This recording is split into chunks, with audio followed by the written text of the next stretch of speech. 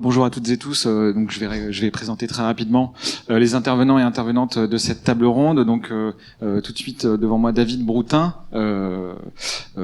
pour représenter de la suite dans les images. Ensuite Laure Vermersch qui est cinéaste et coprésidente de la CID. Chloé Tralsi qui s'occupera donc de la modération et qui a préparé cette table ronde. Et, je la remercie grandement. Violaine Archin, distributrice pour Les Alchimistes, et Mathias Tribalo, directeur du cinéma de La Roche-sur-Yon et accessoirement coprésident de l'Accord. Voilà, je vous laisse la parole. Merci à toutes et tous pour votre investissement sur cette table. Merci Clément, bonjour à tous et à toutes. Merci Clément d'avoir présenté les intervenants et intervenantes, comme ça je n'ai pas à le faire et on peut passer tout de suite au cœur du sujet qui est vaste, dense, complexe et important. Je ne sais pas si vous avez entendu parler de ça hier soir, mais hier soir, il y a une salle de cinéma classée art et essai qui s'appelle Itsasmendi, qui est située à Urugne, dans la commune de Urugne, dans le Pays Basque, qui a publié un post sur Instagram relatant qu'une croix gammée a été taguée sur sa façade. La salle déclare dans ce post qu'il s'agit de la deuxième occurrence d'un tel vandalisme, 2 fois en 3 mois. Et par ailleurs, dans ce post, la salle en appelle à l'intervention de la mairie. Elle tague la mairie directement en disant que la première fois, ils n'avaient pas fait de vagues, mais que cette fois, ils attendaient vivement de la solidarité et l'expression d'un soutien de la part de la mairie. Et du coup, moi, en voyant ça, je me suis dit 2 choses. Donc déjà, j'étais en train de relire mes notes pour cette intervention et d'envisager de présenter les choses de cette façon, à savoir que peut-être les salles de cinéma seraient en passe de devenir des ZAD, donc des zones à défendre. Et en formulant la phrase de cette façon, à la forme interrogative, sous la forme d'une question. Donc du coup, moi, j'ai vu cette anecdote et je me suis dit que ce n'était pas une question, que c'était certainement le cas, que les salles constituaient de véritables espèces de zones à défendre parce qu'en danger, comme de nombreuses espèces culturelles.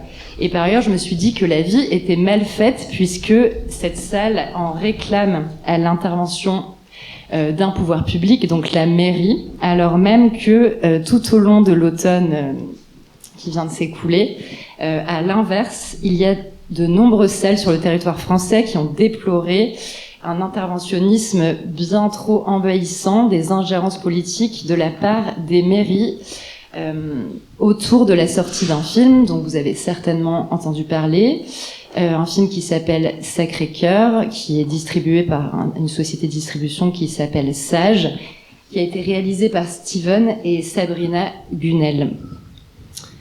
Je vais procéder brièvement à un petit récapitulatif de ces cas d'ingérence. Je ne vais pas tous les citer parce que ce serait trop long, mais je pense que ce ne sera pas inutile de faire un petit récapitulatif des affaires peut-être les plus emblématiques. Il y a 2, on va dire, cas de figure.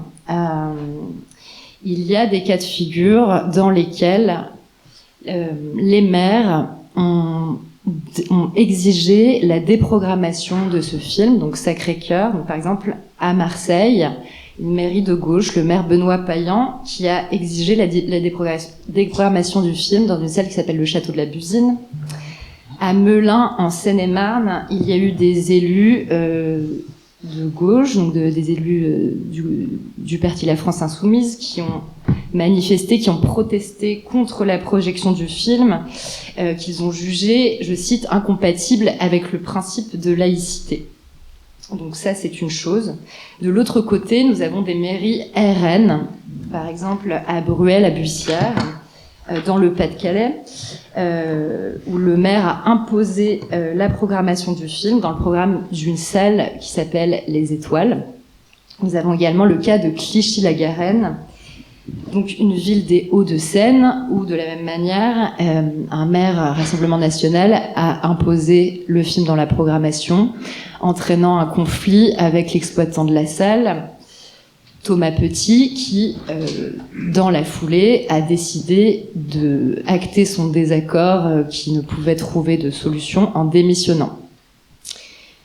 Suite à la démission de Thomas Petit, c'était le 17 décembre dernier, de nombreuses instances, institutions, associations du milieu de la diffusion cinématographique se sont fédérées, se sont alertées et ont rédigé un texte commun sur la liberté de création. Nous avons à cette table plusieurs représentants, des personnes qui ont co-signé ce texte, dont Laure pour la CID, Violaine pour le SDI et Mathias pour l'accord. Est-ce que je me trompe? Vous avez signé? Bon, on va dire que oui. Mais le cœur y était, en tout cas, j'en suis sûre. Voilà, ce que nous enseigne cette affaire, c'est que la liberté, l'indépendance du geste de programmation est remise en question. Et il y a de nombreuses questions qui se posent à nous. Par exemple, quel pare-feu concret pouvons-nous mettre en place pour préserver les acteurs de la diffusion qui assurent la circulation des œuvres? Et comment pouvons-nous également protéger les compétences des travailleurs qui travaillent à la programmation pour que ces compétences soient respectées par les pouvoirs publics? Peut-être qu'on peut poser les choses de la façon suivante. Il y aurait une nécessité de redéfinir beaucoup de choses qui nous semblaient évidentes, que l'on pensait tenues pour acquis, et qui en fait sont en train peut-être de nous échapper, et qui sont certainement en danger du fait du décor politique dans lequel nous nous trouvons, qui va peut-être s'aggraver en mars prochain, suite aux élections municipales. En tout cas, il est nécessaire de reposer sur la table les rapports entre pouvoir public et salle pour retrouver de la justesse et protéger la liberté de diffusion. Et il est également nécessaire de redéfinir le geste de programmation auprès des élus et également en interne auprès des instances de programmation elles-mêmes, auprès des équipes des salles.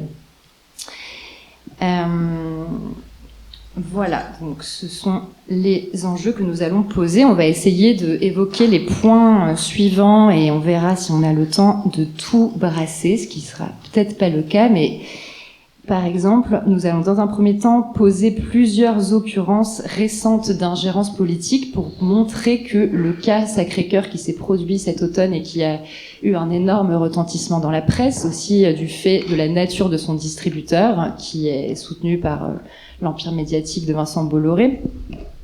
On va prouver que il s'agit d'un cas qui est quand même un peu exceptionnel et qui fait monter le curseur d'un cran, mais qui n'est pas non plus totalement nouveau. On va se demander justement en quoi ce cas précis de ce film Sacré-Cœur crée un précédent, et on va évoquer la question technique des statuts différents du parc de salles en France et s'interroger sur quel type de salle est la plus vulnérable du fait de ces statuts.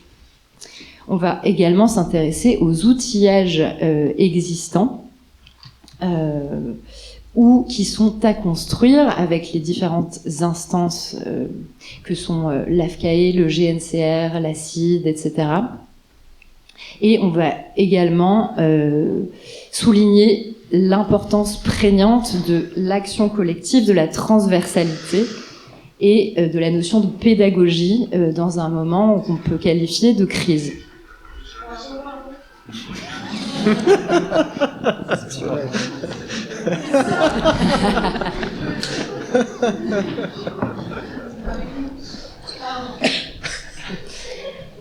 Alors, on va évoquer certains cas d'ingérence récents qui ont précédé Sacré-Cœur, et je vais passer la parole à Violaine, puis ensuite à Laure, pour que vous puissiez nous évoquer, notamment toi, Violaine, le cas d'un film de ton catalogue qui, déjà en 2016, avait fait l'objet d'un interventionnisme de la part d'une mairie. Est-ce que tu peux nous en dire plus à ce sujet, s'il te plaît ? Oui, tout à fait. Bonjour à tous et à toutes.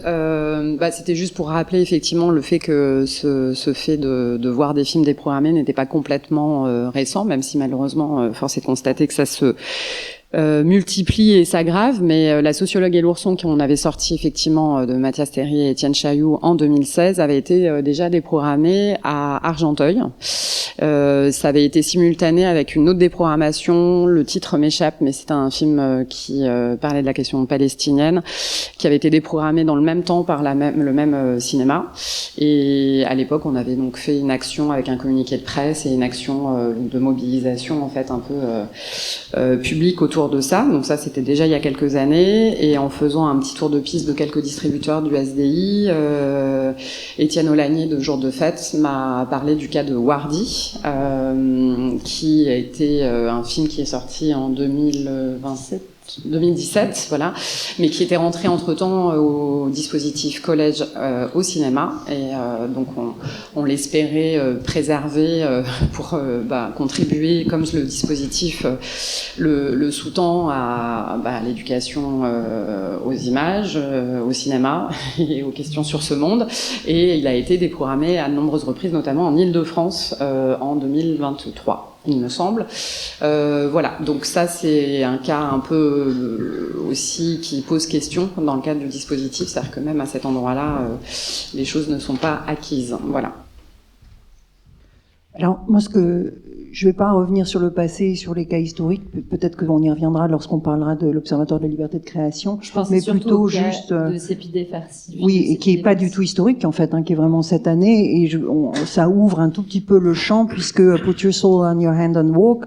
Non seulement il y a des cas de programmation, déprogrammation sur lesquels on reviendra, qui font partie du cœur, à côté, je dirais, de Sacré-Cœur, de ce qui s'est passé, de la raison pour laquelle on a fait un communiqué avec toutes les associations du bloc, mais il y a aussi le fait que on constate que un certain nombre de mairies, y compris, et en particulier des mairies qui sont pas nécessairement de droite, qui estimaient normal de signaler que ils souhaitaient pas que l'affiche où il y a une femme voilée, par exemple, sur laquelle il y a une femme voilée, soit mise en avant, ou ne souhaitaient pas que cette image apparaisse dans leur catalogue, ou que le film soit mis en avant pour ces raisons. Bref, pour signaler qu'en fait, là, on est en train de toucher du doigt et on va essayer de se concentrer sur quelques thématiques, mais en fait, clairement, vous êtes plus au courant que nous, et nous, c'est important quand ça remonte. Il y a des faits qui sont beaucoup moins précis que ceux de déprogrammation et de programmation, mais qui dénotent du fait que le rapport entre les maires, les municipalités et les salles est loin d'être entièrement clair. Voilà. Et on pourra revenir sur le cadre de la loi sur ces questions-là d'ailleurs, mais pour l'instant, c'était pas l'objet. Pour Sacré-Cœur, je précise qu'on est sur un film qui a été diffusé avec un plan de sortie de 154 copies en sortie nationale, principalement dans des salles de circuit, mais pas que, aussi de nombreuses salles RSC ont programmé le film. Le film a été programmé sur 116 séances en première semaine. Ah, pardon. C'est important de souligner. Et les chiffres actuels de la fréquentation sont de 450 000 entrées, mais ce décompte s'est arrêté à la fin du mois de décembre, donc il est permis de penser qu'il est aujourd'hui plus important encore. On va se demander dans quelle mesure le cas de ce film marque un précédent et constitue un symptôme. Qu'est-ce qui s'accélère? Qu'est-ce qui change aujourd'hui avec ce décor de la montée de l'extrême droite en toile de fond? Est-ce que Mathias et David, dans vos territoires d'exercice respectifs, vous pouvez un peu nous parler de la manière dont ça s'est passé? Donc toi, David, dans les Hauts-de-France, et toi, Mathias, sur le territoire de la Vendée, que tu connais bien aussi du fait de ta place à l'Accord, donc l'association des cinémas de l'Ouest pour la recherche. Et je précise que l'Accord est un réseau de salles qui fédère les salles classées à réessai du territoire de l'Ouest, donc de la Normandie jusqu'à la Nouvelle-Aquitaine. Exactement. Oui. Je sais pas, comme tu veux. Comme tu veux, allez. Bah, David, peut-être tu peux commencer oui, si tu veux. Moi, je peux parler de Bruy-la-Bussière, évidemment, mais de mon point de vue, puisque je n'ai pas travaillé, je ne faisais pas partie de l'équipe du cinéma Les Étoiles, dont il a déjà été fait mention tout à l'heure. Le point de vue qui est le mien, c'est celui du directeur de l'association territoriale à laquelle le cinéma était un adhérent historique. Je dis était car il ne l'est plus. Je reviendrai là-dessus tout à l'heure. Et son programmateur était aussi membre du conseil d'administration. Alors dans les faits, c'est un cinéma qui, certains dans la salle peuvent en attester, présentait un dossier de demande de classement en RSC qui était toujours extrêmement intéressant, avec une vraie diversité culturelle, avec une politique d'animation très soutenue, donc un cinéma de 4 écrans dans une ville de 22 000 habitants, 52 000 entrées, je crois, au pic de la fréquentation. Et tout allait bien jusqu'à ce que le changement de mode de gestion du cinéma soit confirmé au 1er janvier 2025. Le cinéma, qui était jusqu'alors un SPIC et qui avait donc son indépendance en quelque sorte, puisqu'il avait un conseil d'administration, et même si le soutien financier public principal était évidemment la ville de Bruy-la-Bussière, dont j'ai pas précisé qu'elle était tombée dans l'escarcelle du RN en 2022. Donc à la faveur d'une division assez classique de la gauche, la ville qui historiquement était ancrée à gauche est tombée, et donc Ludovic Pajot, le représentant du RN, a emporté la ville avec 52% à peu près. Le cinéma était donc en SPIC, et au 1er janvier 2025, il est passé en régie directe. Il a été municipalisé. Et jusqu'alors, je dirais que le cinéma ou l'équipe n'avait pas spécialement eu à se plaindre de la politique qui était menée, mais à partir du 1er janvier 2025, la donne a changé. Alors je ne vais pas rentrer dans le détail, c'est pas à moi de le faire, il m'appartient moi de le faire, mais des petites entraves au quotidien, des petites humiliations aussi qu'a eu à subir l'équipe et en particulier le programmateur. L'équipe a été réduite drastiquement, de 14 personnes, elle est passée à 4 personnes. Pour un 4 écrans, je dois dire, c'est peut-être un peu raide. Et puis surtout, le cinéma a été placé sous la houlette de ce qui jusqu'alors était la direction culture et qui était devenu le pôle événementiel. Et autant dire que les termes comptent, les termes qu'on choisit, et la question de la culture était soudainement beaucoup moins prioritaire dans le projet que tentait de défendre ce qui restait de l'équipe du cinéma. Alors je précise que les personnes qui étaient en poste parmi les 4 et qui étaient des personnes compétentes et impliquées sont parties aujourd'hui vers d'autres horizons. Et la complication qui s'est posée, c'est effectivement ce cas d'ingérence dans la programmation. Alors une période un peu particulière quand même, puisque il y avait une vacance sur le poste de programmateur. Ça n'enlève rien, ça minimise pas évidemment l'intervention politique qui a été faite, mais qui a consisté à déprogrammer le film dont parlait Laure juste avant. Et ensuite, je dirais qu'en écho, dans le registre inverse du comportement politique, il y a eu une pression, une insistance assez forte, évidemment, à programmer et à exposer très très correctement Sacré-Cœur. Voilà. Moi, ce dont je peux parler à l'échelle de Bruy-la-Bussière, puis je reviendrai peut-être ultérieurement sur le cas, et je parlerai sous le contrôle de mon vice-président, qui est là aussi, Antoine Tillard du Méliès à Villeneuve-d'Ascq. Ça nous a poussé, nous, au sein de l'Essuie dans les images, à mettre en chantier une réflexion sur ce qu'étaient nos statuts, et puis aussi à travailler sur des modifications à apporter aux modalités d'adhésion à de l'Essuie dans les images. Puisque l'idée, c'était évidemment pour nous, et ça le reste, et je pense qu'on a trouvé quelques parades, même si je ne sais pas si juridiquement elles sont toutes absolues, mais l'objectif, c'était évidemment d'éviter tout entrisme de la part d'individus ou de structures qui seraient aux antipodes des valeurs qu'on défend. Merci. Est-ce que Mathias, tu peux nous parler du territoire de la Vendée ? Oui, bien sûr. Pour revenir effectivement sur le précédent que peut représenter Sacré-Cœur, c'est vrai que malheureusement, on était un peu avant-premier dans le domaine.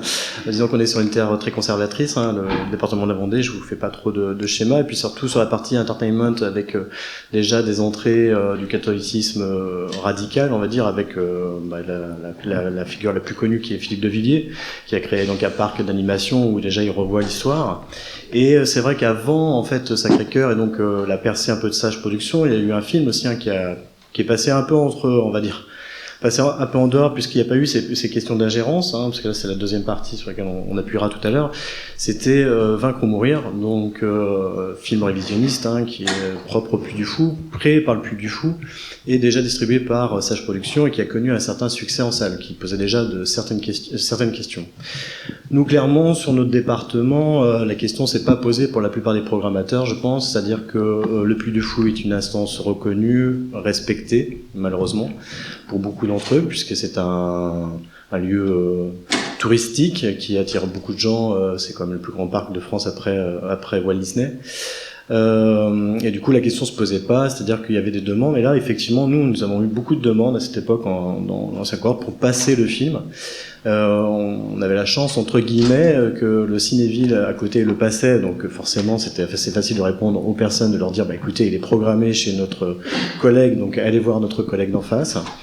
Mais ça a commencé, pour moi ça me marquait déjà un tournant, sachant que le Puy du Fou s'est inscrit dans une logique de production cinématographique, que la région des Pays de la Loire s'est inscrit aussi dans un soutien à ces films-là, en soutien forcément à la mouvance aussi villiériste, et notamment en déplaçant aussi l'aide à la création, c'est-à-dire que l'aide à la création sur les Pays de la Loire était maintenue, mais étant donné qu'il y a une commission quand même paritaire qui vote les subventions, et que forcément le film ne rentrait pas dans les critères classiques, on va dire, de cinéma, ils ont créé une commission parallèle, qui est une commission qui est c'est un attrait touristique, un intérêt pour le territoire. Donc du coup, ils ont quand même soutenu le film à hauteur de 200 000 €, c'est-à-dire le maximum de l'enveloppe possible pour les Pays de la Loire pour sortir ce film-là. Donc on voyait déjà effectivement cette mouvance arriver. Et puis derrière, effectivement, il y a toute la partie Bolloré qu'on connaît, qui est présent sur tous les médias.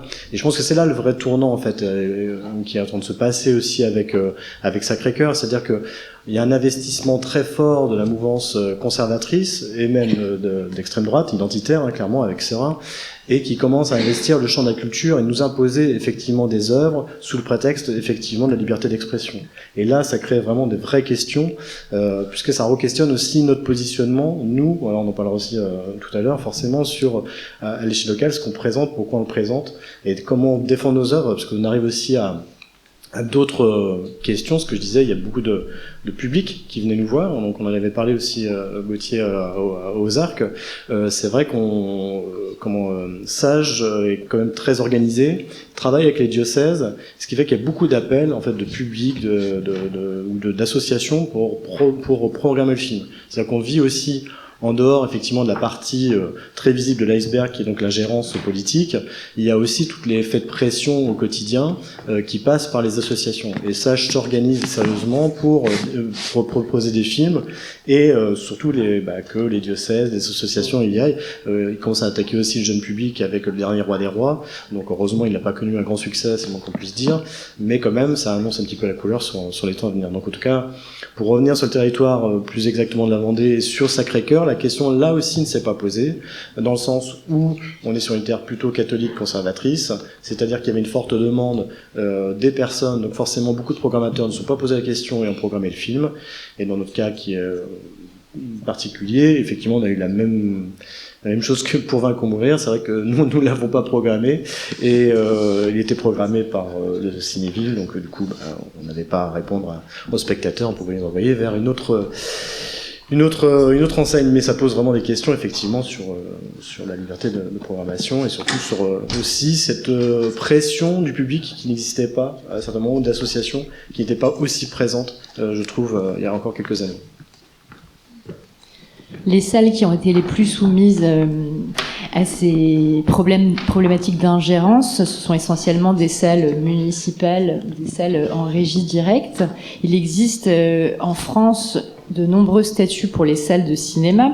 Est-ce que, Mathias, tu peux nous parler de la spécificité du Concorde, qui est donc un EPCC, et de la façon dont peut-être vous avez été un petit peu protégé aussi du fait de ce statut, c'est-à-dire que vous, dans la programmation, l'ingérence n'a pas forcément été possible du fait de ce statut. Est-ce que tu peux nous en dire plus sur ce point ? Oui, bien évidemment. Donc nous sommes sous le statut d'un établissement public de coopération culturelle. Donc c'est un statut qui ressemble à celui des EPIC, un établissement public à caractère industriel et commercial. C'est-à-dire qu'on est entre public et privé. Très clairement, sur le fonctionnement, sur le fonctionnement, on a un conseil d'administration avec des élus, dont le maire de la ville de La Roche-sur-Yon, donc des élus de la commune, des élus d'une autre commune à côté, qui sont majoritaires, ils représentent 11 personnes sur 20 du conseil d'administration, et après on a des personnes qui sont nommées par les conseils municipaux, qui siègent aussi au conseil d'administration. Et moi je suis nommé en tant que directeur sur 3 ans, sur un projet culturel, et donc 3 ans renouvelables, et c'est le conseil d'administration qui prend la décision de me salarier ou pas. Pour revenir sur ta question précise, effectivement, je pense que la question du statut est centrale de toute manière sur les questions d'ingérence, puisqu'on voit qu'effectivement c'est principalement sur des régies municipales qu'il y a eu une ingérence directe, ce qui est assez normal, puisqu'effectivement le maire est le supérieur hiérarchique du programmateur ou de la direction du cinéma. Dans le cas d'un EPCC, il est vrai que dans les statuts en fait sont rédigés dans le cadre de la convention collective le code des collectivités territoriales, dans lequel c'est très clairement établi quels sont les rôles de chacun, le rôle du conseil d'administration et le rôle de la direction. Donc à partir de là, effectivement, en tout cas, on peut se défendre. Ce qui n'empêche pas effectivement des coups d'ingérence. Enfin, alors nous on l'a pas eu directement, en tout cas sur les questions qui sont ces films-là, mais on a pu l'avoir sur d'autres endroits où forcément n'importe quel élu peut être tenté de temps en temps de se dire bah tiens, ce serait bien de programmer ça, ou il serait bien de faire ceci ou faire cela. Et effectivement, notre réaction a toujours été la même, à savoir de redéfinir le rôle de chacun. Et ça, l'avantage d'avoir des statuts qui stipulent réellement le rôle de chacun permet d'être en tout cas dans un cadre légal qui nous protège. Alors après, derrière, c'est aussi, alors ça on en viendra aussi tout à l'heure sur la question de courage, je pense, parce qu'il y a des courages aussi liés à la programmation et aussi aux décisions à prendre par rapport aux élus. Et c'est important qu'on tienne aussi les positions, parce que forcément, en prenant certaines décisions, on se met en danger. Et quand on a un contrat 3 ans qui est sans aucune explication s'il ne doit pas être renouvelé, bah forcément, à partir du moment où on dit non à quelqu'un qui a le pouvoir, on prend quelques risques. Et je pense que ça fait partie de notre rôle de définir quelle est la direction artistique de l'établissement qu'on dirige. On a été nommés pour ça, et à un moment il faut savoir aussi dire non si on pense qu'on est sorti un petit peu du cadre. Et David, de ton côté, donc tu travailles avec une association territoriale qui fédère de son côté une trentaine de salles. Donc 34 salles réparties sur le territoire, avec de la même façon des statuts différents et donc des statuts différents pour les programmateurs de ces salles. Est-ce que tu peux nous parler un peu des programmateurs avec lesquels toi tu es en lien de par ta place de réseau fédérateur et des questions peut-être qui se posent pour ces personnes? Effectivement, il y a des salles à la fois publiques et privées, associatives incluses, qui sont adhérentes de la suite dans les images. Donc on a tout ce qui concerne les programmateurs et programmatrices, des statuts qui sont évidemment très, très différents. Pour celles et ceux qui ont la responsabilité de programmer dans le cadre des régies directes, Mathias a déjà lâché quelques termes clés, le projet culturel, le code effectivement des collectivités territoriales. En fait, ce qu'on constate, c'est qu'il manque pas mal d'éléments dans la construction à pas mal d'endroits. Et c'est vraiment une difficulté parce que le projet culturel, il est soit vivace, soit aurait besoin d'être un peu actualisé, mais il existe, mais il y a aussi des endroits où il n'existe pas. Et donc la mission de programmateur ou de programmatrice, c'est une mission qui finalement est pas bien définie. C'est pas nécessairement une traduction stricto sensu de ce qu'est la politique culturelle de la ville. Et là encore, il faudra regarder dans le détail parce qu'il y a politique culturelle et politique culturelle. Mais finalement, les programmateurs et programmatrices agissent dans une sorte d'espace comme ça qui est un peu qui est pas complet en fait. Le paysage est pas complet et donc leurs tâches au quotidien ne sont pas simples non plus. Et on constate nous de grosses disparités. Il y a des programmateurs ou programmatrices de cinéma en régie directe qui doivent faire valider leur programmation et il y en a d'autres qui ne le doivent pas. Donc forcément, si un problème se pose, il se posera forcément a posteriori, avec ce que ça va entraîner comme problématique publique. Et donc il manque des éléments, il n'y a pas non plus forcément de feuille de route qui est transmise, à défaut d'un projet culturel. Et puis il y a ensuite des vides qui sont liés aussi à d'autres types d'ingérences, on l'a pas dit, mais évidemment la plus grave c'est l'ingérence politique, mais il peut y avoir des ingérences dans la manière de réquisitionner la salle, qui est parfois un équipement pluridisciplinaire, et qui vient donc perturber directement l'exploitation du lieu, donc son équilibre aussi, les repères pour les spectateurs au niveau des séances, le lien évidemment au distributeur, puisque ça suppose des annulations sur des films sur lesquels il y avait un engagement. Donc il y a un tas de cas de figure comme ça, assez hétérogènes, mais qui convergent vers une seule et même chose, je pense, c'est qu'il y a besoin quand même de formaliser, de rationaliser, de préciser, notamment par rapport à la période qui va s'ouvrir. Quand tu parles de réquisition des salles, ce sont des réquisitions de quelle nature, pour quelle finalité? Alors ça peut être très variable, ça peut être lié à un tournage dans la ville, ça peut être lié aux besoins d'une des structures soutenues par la ville, qui a besoin d'un espace à un moment donné pour un filage, ça peut être une demande, enfin voilà, ça peut être des demandes de tout type, mais ça tombe toujours de manière très abrupte et verticale, évidemment, sur le ou la responsable de la salle, qui est sommé, ça va de soi, de s'exécuter. Merci. On va s'intéresser aux outils existants qui permettraient d'anticiper la question des atteintes à la programmation et de défendre la liberté de création. Et dans un deuxième temps, donc des outils existants dans un premier temps, ensuite des outils qui resteraient à construire. Un outil qui existe dans un premier temps, c'est l'Observatoire de la liberté de création, donc désigné par le sigle OLC. Laure, tu sièges, enfin peut-être pas toi personnellement, mais l'association dont tu es coprésidente, donc qui est l'ACID, l'association des cinéastes indépendants pour sa diffusion, est membre de l'OLC. Est-ce que tu peux, s'il te plaît, nous présenter cette instance et dans un deuxième temps, nous parler du rôle concret de l'ACID au sein de cette instance, de son poids? Bien sûr. Alors, peut-être rappeler très vite que l'OLC, c'est un observatoire qui a été créé au sein de la LDH en 2002 par des juristes. Donc, deux noms en particulier qui sont très réputés, je dirais, mais une en particulier qui est dans la presse, c'est Agnès Tricoire. Un autre, Thomas Pérou, qui en l'occurrence s'est beaucoup intéressé aux questions de cinéma ces dernières années, et donc est, par exemple, notre interlocuteur privilégié en ce moment.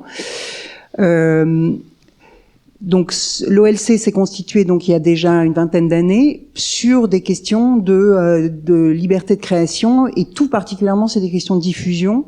À l'époque, enfin d'ailleurs toujours, ça inclut évidemment en particulier les expositions d'art contemporain. Il y a eu des cas réputés, des questions de spectacle vivant, mais aussi le cinéma, et à plusieurs reprises évidemment des questions de diffusion par le passé. Je vais en parler juste aujourd'hui. Pourquoi c'est un vrai lieu important? D'abord parce qu'ils ont 20 ans d'expérience. Ensuite parce que déjà vous commencez à pressentir que dans beaucoup de ces cas, ce qui compte, c'est de pouvoir convier des compétences extrêmement différentes qui n'ont pas normalement l'occasion de s'échanger, et de revoir à l'aune de ces compétences et de ces différentes compétences, que ce soit ceux des praticiens, ceux des experts et les juristes, de revoir chaque cas particulier pour en parler et pour comprendre quels sont les recours. Parce qu'en fait, c'est un peu en train de s'inventer ce qu'on est obligé de mettre en place. C'est déjà ce que David et Mathias soulignaient, c'est-à-dire que oui, il y a un cadre réglementaire, oui, il y a un cadre d'action, mais en fait là, il y a quelque chose qui se durcit, et du coup, on est tous obligés de réfléchir à nos pratiques et de réfléchir à la façon de les défendre, et ça suppose un dialogue permanent. Donc, qu'est-ce que c'est l'OLC? Avant tout, c'est je dirais presque, c'est un groupe, mais c'est aussi une boucle email qui permet à la CID, par exemple, mais les autres organisations de cinéma qui y sont représentées, c'est par exemple l'ADOC, la SRF et la CGT, pour l'instant. Il y manque très clairement des représentants des exploitants, mais voilà, c'est une des raisons pour lesquelles j'en parle un peu en détail. Donc c'est une boucle qui nous permet de faire remonter les cas, de les discuter, et évidemment s'ils discutent des cas qui ont à voir avec le cinéma, mais aussi toutes les autres données culturelles. Et à partir de ce moment-là, qu'est-ce qui peut se faire? Eh bien, très vite, on peut élaborer ce qui est possible de faire devant la loi ou pas. Les juristes nous y aident. On peut aussi faire avancer, parce qu'alors historiquement, ce qui a été beaucoup pensé, par exemple, c'était le rapport entre l'artiste, son œuvre, et est-ce qu'il est censé être responsable de de faits avancés dans le cadre de l'œuvre, alors que c'est une œuvre de fiction. Donc l'OLC, elle s'appuie maintenant sur une loi qui est née depuis sa création, puisqu'elle est née en 2016, la loi sur la liberté de création, qui stipule que la liberté de création s'appuie sur la liberté d'expression et qu'elle peut être défendue. Donc ça, c'est un premier point. Mais dans la loi, il s'agit de la liberté elle s'appuie sur le droit qui consiste à la liberté d'expression. Or, ce que fait valoir l'Observatoire de la création de façon très récurrente, et dans les cas qui ont précédé, c'était que la création, c'est au-delà de l'expression. Pourquoi ? Parce que la question de la déformation de la vérité se pose. C'est-à-dire, qu'est-ce qui se passe quand dans une œuvre de fiction, par exemple, mais ça pourrait même être dans un documentaire, on extrapole, on exagère, on fait valoir une position qui n'est pas celle de l'auteur, et jusqu'à quand l'auteur est responsable de ce qu'il avance. Et c'est toute la question des scandales, c'est toute la question du rôle de l'art, du rôle de la culture, qui est là établi par la loi. Or, il se trouve que même là-dessus, sur ces cas qui sont un peu au-delà des cas de diffusion de cinéma que nous on connaît tout de suite là en ce moment, la question se discutait, c'est-à-dire que petit à petit, la pensée s'est élaborée. Donc la première raison pour laquelle l'OLC, c'est un lieu indispensable, c'est parce que c'est un lieu d'élaboration de la pensée, c'est un lieu d'élaboration d'un front potentiel. Et ça, on en manque cruellement. J'imagine que vous avez déjà constaté ça. Et après, évidemment, ce qui se passe, c'est que ça peut faire l'objet d'un communiqué de presse. Ça peut au contraire faire l'objet de formation, de médiation, etc., etc. Et éventuellement, effectivement, l'objet d'une poursuite judiciaire, puisqu'il y a un certain nombre de grands procès qui ont été menés par Agnès Tricoire, par exemple, ou Thomas Pérou, ou d'autres, dans le cadre suite à ces discussions qui ont eu lieu au sein de l'UALC. Donc ça, c'est peut-être, j'essaie de présenter comme ça l'OLC et alors, nous, on a dit, comme la SRF d'ailleurs, comme ADOC, mais nous, avant tout, comme étant ces cinéastes qui sont impliqués plus que tout autre auprès de vous et qui ont plus l'occasion, en particulier au travers de Pauline et de toute l'équipe et nous tous qui venons aux salles, on se fera évidemment, tant qu'il le faut, les intermédiaires entre vos besoins et le cadre de l'OLC. Néanmoins, l'OLC serait très satisfait et ça peut vous être utile qu'une des organisations d'exploitants soit directement représentée à l'OLC pour bénéficier, je dirais, de cette conversation et pour y participer. Quelle serait la procédure si un groupe d'exploitantes ça, on peut en parler par ailleurs parce que ça devient un peu technique, mais il faut avant tout le désirer et on demande de faire la demande et je crois que c'est et payer une contribution. Bon. Donc, pour l'instant, c'est l'acide et puis on verra après. Mais voilà. Mais je voulais quand même vous présenter le cadre très précis de l'OLC parce que de toute façon, même si c'est par le biais de l'acide, c'est un endroit d'élaboration vraiment important et on essaiera de faire ce lien.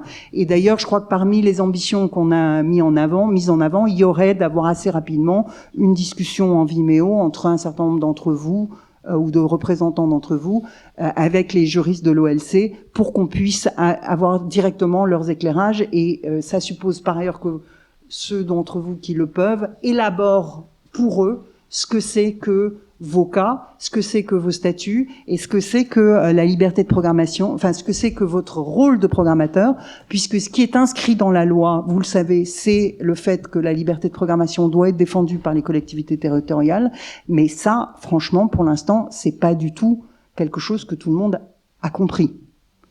Donc justement, l'OLC, on peut les utiliser pour contribuer à ce que ce soit mieux compris, mieux articulé, qu'on produise des textes, qu'on produise de la pensée qui nous aide tous collectivement à aller le rappeler aux maires, aux élus locaux, etc., avec des termes qui soient plus convaincants à l'occasion. Il est aussi essentiel dans cette mission de sensibilisation de communiquer auprès des programmateurs, programmatrices pour bien préciser qu'ils aient une connaissance précise de leur cadre de travail. Est-ce que, David, toi, tu mènes des actions précises auprès de tes adhérents, adhérentes sur ce point juridique précis de circulation de l'information, bonne connaissance des conventions collectives et de cadres dans lesquels les personnes en poste s'inscrivent. Disons qu'il y a une veille, évidemment, donc il y a un relais d'information qu'on ne perd, il y a de la mise à disposition de ressources, mais on n'est pas non plus des spécialistes de la question. Effectivement, l'OLC, ça va aider beaucoup, y compris à notre niveau, un peu à s'acculturer, puis à monter aussi en qualité ou en qualification dans les interventions qui pourraient être les nôtres. Intervention en direct au local ou intervention dans les cadres de formation. Il n'y a pas de formation à ma connaissance actuellement sur ce sujet qui a été conçu.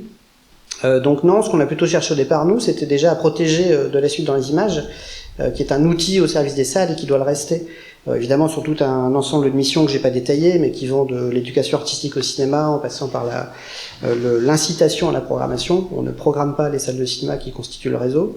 On intervient aussi à leur côté sur des enjeux d'accompagnement des films, de médiation culturelle au sens large. Fallait déjà qu'on puisse protéger de la suite dans les images pour que les salles qui continuent, à travers leur programmation et l'animation de leur lieu, à véhiculer des valeurs qui résonnent avec celles qu'on porte, avec ce projet de société inclusive pour lequel je crois qu'on est toutes et tous ici réunis.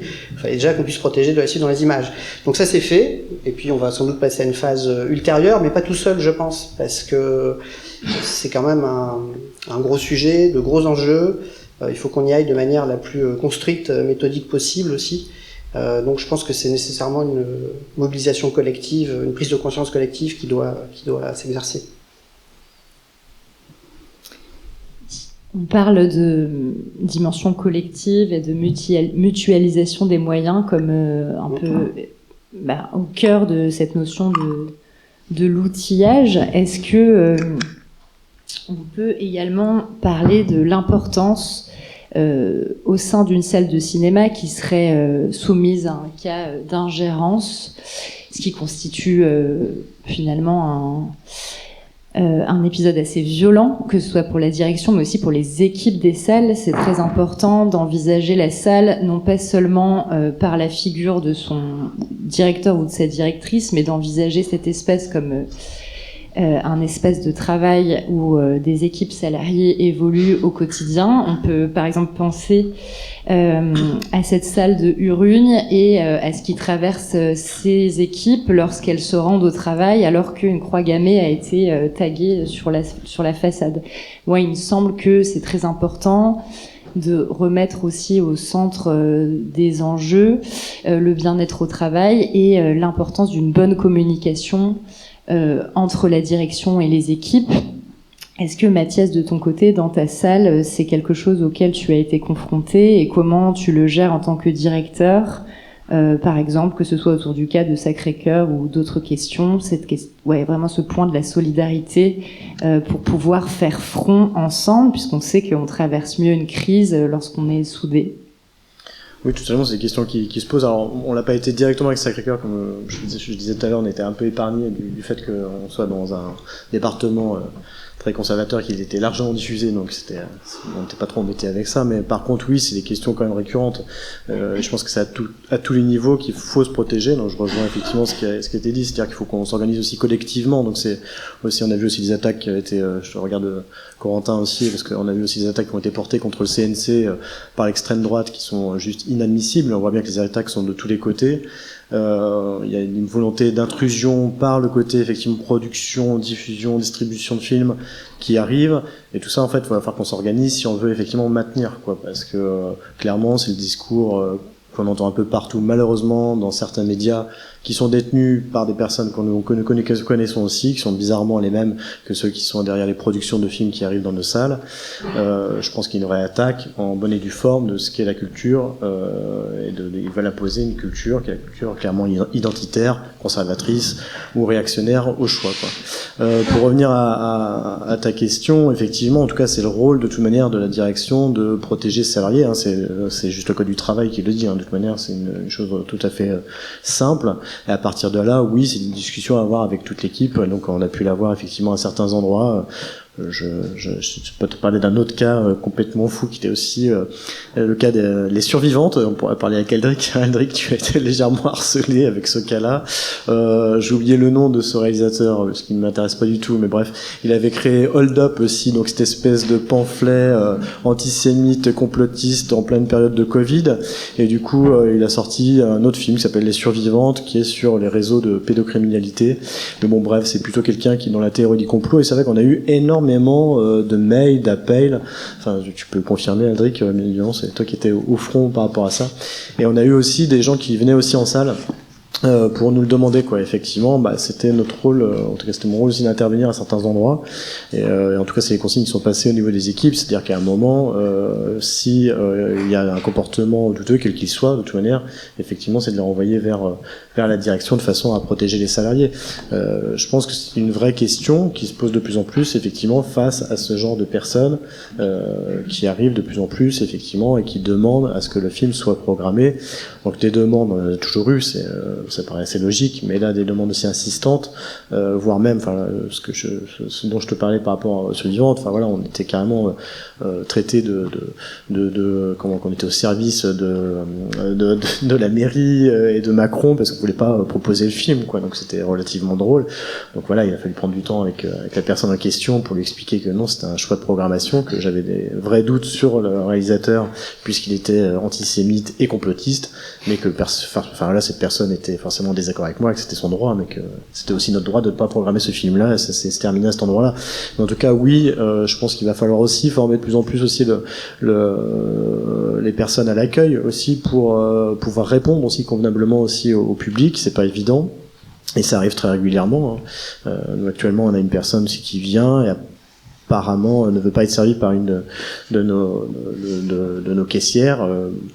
Et il semblerait quand même que c'est plutôt lié à l'homophobie, quoi. Donc là, j'attends de pouvoir rencontrer cette personne-là pour pouvoir discuter avec cette personne pour savoir pourquoi elle ne veut pas être servie par la personne en question. Mais en tout cas, ça m'intéresse très sincèrement, et forcément ça blesse la personne en face, elle se demande comment réagir, et du coup elle se met en défaut. Si jamais elle réagit un peu brutalement, c'est elle qui va se mettre en défaut par rapport à cette personne-là qui exprime pas clairement le pourquoi elle veut pas être servie par la personne en question. Et là c'est forcément le rôle de la direction au moment d'intervenir et d'aller rencontrer la personne, de poser des mots et de savoir pourquoi cette personne ne veut pas être servie, et que si forcément c'est une raison en tout cas d'exclusion sur l'homophobie ou autre, d'exclure cette personne-là et dire que c'est pas possible. Enfin, c'est extrêmement important. Et je pense qu'effectivement il y a un vrai travail d'accompagnement et de formation, et ça on le voit des fois par le biais de la formation, de l'accueil des personnes en situation de handicap. C'est vrai que c'est pareil, derrière le handicap, il y a plein de choses. Faut pas oublier aussi des troubles du comportement, et c'est pas toujours évident de répondre à des gens qui ont des troubles du comportement, notamment par téléphone ou à l'accueil. Et c'est vrai qu'il faut aussi avoir des bons réflexes pour pouvoir répondre à ces personnes-là, parce que je pense que dans les personnes qui sont concernées, en tout cas aussi, alors sans leur dire qu'ils sont tous des troubles du comportement, toutes les personnes qui portent les valeurs de Sacré-Cœur et compagnie, c'est pas du tout la question, bien que nous pourrions ouvrir un autre débat, mais en tout cas les personnes les plus virulentes sont des personnes qui ont des troubles du comportement, clairement, parce que je veux dire, à un moment on peut être déçu de ne pas avoir son produit dans son supermarché, d'avoir le film qu'on veut dans son cinéma, mais de là effectivement à être agressif ou avoir un comportement déplacé, je pense qu'on est complètement dans une autre dimension. Et là effectivement il faut pouvoir accompagner les salariés sur la formation. Je crois qu'il y a des formations à ce sujet-là. Moi, je l'ai vu par le biais effectivement de la formation pour l'accueil des personnes en situation de handicap. Mais je pense qu'il faudrait qu'on aille un peu plus loin, et soulève derrière aussi la question de la formation. Donc on l'évoquait aussi lors de la préparation de cette table ronde. Je pense que derrière il faut aussi peut-être une formation pour valider aussi un parcours de programmation. Je pense que jamais un élu ne se posera la question par rapport à la petite enfance ou l'assainissement, à aller demander effectivement à ses services de dire mais moi je sais exactement ce qu'il faut pour assainir l'eau de la ville, moi je sais, je suis au courant, alors qu'il se le permet pour la culture. Donc je pense que derrière il y a aussi une forme de reconnaissance sur laquelle on doit arriver, et ça passe aussi par le cadre légal. Donc ça c'est le cadre effectivement, soit les statuts d'association, statuts d'établissement, ou les fiches de poste, mais aussi par la formation, avec une formation reconnue qui permet effectivement de dire voilà, c'est mon cadre de travail de façon extrêmement claire. Je pense que c'est aussi peut-être un levier, en tout cas qui pourrait peut-être faire bouger un peu les lignes, en tout cas respecter déjà la profession des personnes. Je pense que c'est extrêmement important parce que c'est quand même très surprenant que les élus se sentent quand même tous programmateurs dans l'âme. Parce qu'ils le sont beaucoup. Enfin, quand même, on parle là de cas très graves avec Sacré-Cœur où Put your on our soul on a walk, mais en même temps, ça, c'est la face visible de l'iceberg. J'ai déjà dit, je me répète, mais quand même, derrière, c'est régulier, les cas d'ingérence sont réguliers, dans plein de structures, on le sait, les petits coups de pression sont réguliers, et pose une autre question qu'on n'aura pas le temps d'évoquer, mais qui était aussi dans le sujet global, qui était aussi l'économie, bien évidemment, parce que ça passe aussi par le financement, donc ça peut être, les coups de pression peuvent se passer aussi un peu autrement par les coups de pression, donc pour revenir à une question que je as soulevée au début, clairement, les établissements les plus protégés sont les établissements de droit privé qui n'ont pas de subvention. Effectivement, dans leur cas, ils choisissent ce qu'ils mettent dans leur salle et on n'a pas grand-chose à leur dire, ce qui est un peu logique. Bien que, ils commencent à avoir des attaques maintenant avec des croix gammées, donc on passe encore dans une autre dimension. On parle beaucoup de la notion d'indépendance du geste de programmation. On peut peut-être aussi rappeler que même si cette liberté et cette indépendance, elle est à défendre dans un idéal, sur le terrain et dans le réel, elle n'est pas absolue comme on le sait, c'est-à-dire que un programmateur, une programmatrice dans une salle n'est pas absolument maître, maîtresse de sa grille. C'est-à-dire qu'une grille de programmation est toujours le résultat d'un faisceau de paramètres qui vient se faire croiser la subjectivité, certes, du programmateur, de la programmatrice, les valeurs il ou elle souhaite défendre, mais il y a évidemment un contexte de rapport de force entre distributeurs et programmateurs que peut-être il est important d'évoquer. Et du coup, je pense à toi, Violaine, qui est dans un cas qui est impacté de plein fouet par ce rapport de force, de par la nature de ton catalogue, de par les films que tu défends, et peut-être aussi par l'organisation générale de la façon dont les films parviennent aux exploitants-exploitantes. Est-ce que tu peux nous parler de ta place et des problématiques que tu rencontres à cet endroit-là, alors même que justement tu défends des films qui tomberaient complètement sous le coup de la défense de ces valeurs citoyennes, puisque ton catalogue est très engagé, tu distribues du long, de fiction et de documentaire, mais qui portent sur des sujets extrêmement politiques justement. Mais pour autant, ce n'est pas forcément facile pour toi de trouver de la place pour tes films. En tout cas, j'ai jamais eu des cas d'ingérence de municipalités de gauche qui réclamaient forcément des accords et accords pour voir les films programmés, effectivement. Mais peut-être que ça va venir, hein, je ne sais pas. Je vais avoir ça à l'œil. Non, mais là, l'idée, c'est pas forcément d'ailleurs de ne parler que de moi et des alchimistes, même si évidemment, étant à la tête de cette société, j'ai des cas de figure un peu concrets qui peuvent quand même donner à voir aussi le décalage, parce que notamment par rapport à Sacré-Cœur qui se plaint régulièrement sur les plateaux d'une censure et d'un manque de visibilité, quand on a les chiffres effectivement du nombre de séances et de salles qu'ils ont obtenus, et le nombre d'entrées ne s'est pas fait tout seul, ça s'est fait parce qu'il y avait quand même des boulevards de diffusion qui leur ont été offerts. Je vais donner juste deux exemples, peut-être un film de fiction qui est le 7e film de Rabah Hammerzalmesh, Le Gang des Bois du Temple, qui était sorti sur 67 salles, et c'est pas évidemment un reproche au programmateur Jean-Jacques Rue qui a fait un formidable travail de programmation à cet effet-là, mais c'est juste que voilà, ça reste 67 salles, donc le film a circulé évidemment sur le plus long cours, mais quand même, et pourtant je pense que le film ne manque pas de qualités qui ont été remarquées par la presse, par un certain nombre de festivals, et j'en passe. Et sur une autre typologie de film qui ne concerne que le démantèlement des services publics, qui n'est pas du tout un sujet d'actualité par ailleurs, évidemment, comme on le sait tous. Et donc la question aussi de comment on peut préserver le sens dans son travail, notamment à l'endroit du service public, avec le film de Jean Boiron-Lajoux, qu'on a sorti dernièrement, Hors Service, qui est sorti sur 16 copies.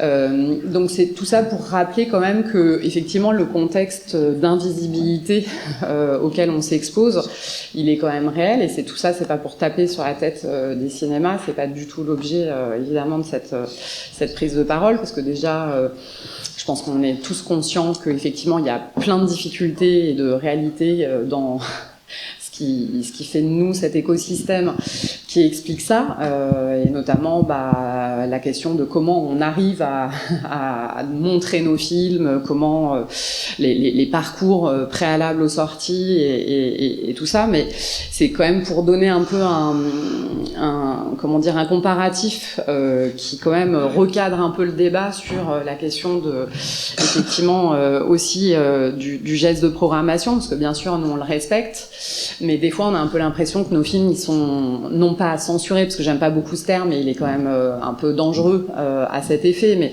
en tout cas ils sont invisibilisés de fait, et on le constate et on l'éprouve sur des films qui sont néanmoins qualifiés comme en tout cas méritants aux yeux d'autres indicateurs qui sont la presse, les festivals, les labels même, puisque évidemment régulièrement on est soutenu par la CID et le GNCR tout particulièrement. Donc voilà, c'est vrai que c'est un état de fait qui est un peu inquiétant, parce qu'évidemment nos films ils parlent aussi de pans de la société qui sont déjà, en tout cas pour la plupart, effectivement des pans de société qui sont invisibilisés, donc c'est un peu la double peine, c'est-à-dire qu'effectivement là où sur les plateaux télé ces personnes se plaignent de ne pas être représentées et donc on censure les cathos, nous les films queer, décoloniaux, ultramarins, personne visiblement, ça scandalise personne que ces films-là restent un peu dans les coulisses, quoi. Voilà. Donc c'était juste pour rappeler que c'est important aussi de dire que cette question-là, elle se pose aussi à cet endroit-là, et ça ne remet en rien évidemment le débat de fond sur la question des ingérences, parce que c'est évidemment important dans tous les cas de réfléchir à ces questions-là. Moi, je voudrais juste rajouter quelque chose ici par rapport à ce qui a été évoqué précédemment, c'est que et je pense que Laure, merci beaucoup de nous donner des détails sur cet observatoire. Moi, je ne connaissais pas vraiment les contours. Je pense que c'est des endroits où les producteurs devraient être aussi, parce qu'il y a beaucoup d'atteintes actuellement à la création, avec des cas d'ingérence politique aussi qui existent à l'endroit de plusieurs régions. Voilà, et donc ça, je pense que c'est important de le rappeler, parce que c'est en amont de nous, mais nous, on a besoin que ces films, ils existent dans leur diversité pour pouvoir les accompagner en salle. Et aujourd'hui, c'est une réalité qui existe à plusieurs endroits. Je suis bien placée pour le savoir parce que je suis en région sud et que c'est une question qui se pose de manière assez vive à cet effet. Je crois que c'est aussi des choses où il y a de la transversalité à regarder aussi à d'autres endroits que dans la culture, dans le théâtre et la littérature, avec notamment les librairies qui ont eu elles aussi des croix gammées dernièrement, ou des coupes de subventions, etc., pour des raisons politiques. Donc je pense que la question de la transversalité et de faire front, elle me semble essentielle dans un moment tel qu'on est en train de vivre, pour faire alliance et justement faire front. Peut-être qu'on parlera de l'initiative qui porte. Mais peut-être que c'est là-dessus qu'on devrait élaborer un petit peu avec cette question du front. Parce que je crois que c'est quand même ça, aux arts, qui avait déjà les prémices de quelque chose, et avant les arts, qu'on a commencé à essayer d'élaborer. Est-ce que ce serait un front au niveau de la diffusion du cinéma, déjà? Et c'est indispensable. Et ça commence comment? Ça commence par la veille, ça commence par le fait qu'on sache ce qui se passe, qu'on l'échange très rapidement. Et vous parlez de cyberharcèlement, vous parlez. En fait, il faut pas oublier qu'il y a des tas de choses dans ce que vous mettez en avant qui relèvent aussi du pénal, tout simplement. Hein. On n'a pas le droit de harceler nommément des gens, de leur envoyer des emails. Et d'après ce que j'ai entendu dire, vous avez été la cible de choses qui sont tout simplement de la violence absolument interdite. Et donc là, ce qui est évident, c'est que si on est chacun dans son coin, c'est très compliqué d'agir vite, alors que si on a une capacité si on commence à faire la liste de tout ce qui est, et si on commence à s'organiser pour le mettre en avant, eh bien il y a plein de logiques qui peuvent se mettre en place beaucoup plus vite. D'abord et ça, nous on est bien placé du côté de la création. Il se trouve que les cas d'ingérence et de problèmes avec les politiques, ça fait 3 ans qu'on les connaît, et pendant 1 an et demi, on n'a pas su comment réagir. Pendant 1 an et demi, on était sidérés parce que chacun y va de sa proposition, puis au final il y a pas rien qui passe devant la loi. Donc il y a personne qui va au procès. Et puis est-ce qu'il y a un procès ou pas? Et puis Il y a ça, puis ensuite il y a les questions d'échelon, donc entre le local, le départemental, le régional et le national. Chacun est exposé politiquement de façon différente. Vous êtes directement en tant qu'employé d'une structure, donc il y a cette dimension-là qu'il faut ajouter. Alors que ce qu'on a constaté assez vite, c'est quand on commence à créer un front, et là ça y est, c'est en route du côté de la création, qu'est-ce qui se passe? Eh bien on s'appelle, on a des stratégies déjà prêtes, il y a des gens qui commencent à savoir comment ça se passe, et ils arrivent du coup beaucoup mieux armés pour aller directement voir les élus qui ne font pas ce qu'ils devraient faire. Et je tiens à préciser que ce qu'on a constaté, c'est que c'est pas seulement des élus d'extrême droite. C'est-à-dire que ce qui se passe, c'est qu'il y a clairement un vent en ce moment qui est en partie lié à la pression de l'extrême droite derrière les portes fermées. Je pense que dans les conseils municipaux, dans les conseils régionaux, on sous-estime la violence des commissions culturelles qui sont noyautées par le RN, et que du coup les élus ils sont en but à des discours très pressants tout le temps, du type aussi simple que c'est nous qui avons l'argent, c'est nous qui décidons. Ben non. Mais sauf que ça, il faut le rappeler. Donc ça veut dire quoi? Ça veut dire qu'il y a énormément de pédagogie à faire avec les élus, et que dans certains cas, chacun d'entre nous le fait. Et vous êtes aux arts, qu'il a beaucoup été question de savoir jusqu'à quel point vous seriez amené dans les mois qui viennent à faire venir vos élus dans la salle, à éventuellement renégocier des chartes ou des projets culturels, et à essayer de les faire voter au conseil municipal avant l'échéance de mars. Et il y a urgence en fait, hein, donc il faut pas sous-estimer. Donc je crois qu'il y a déjà, vous avez déjà échangé là-dessus, etc. Et ça c'est, mais voilà, de la même façon, je dirais, on peut, au niveau de toutes le SPI, le SDI, les associations de salles et les associations d'auteurs, on peut mettre en place comme ça un front commun qui fasse que quand il y a un communiqué de presse qui sort, et dans certains cas, et là je vais pas parler dans le détail, mais il se trouve que récemment ce qui s'est passé, il y a eu un cas dans une région, et en fait nous on a tout de suite su, et on a fait valoir que s'il bougeait pas, il y aurait un communiqué de presse qui serait là.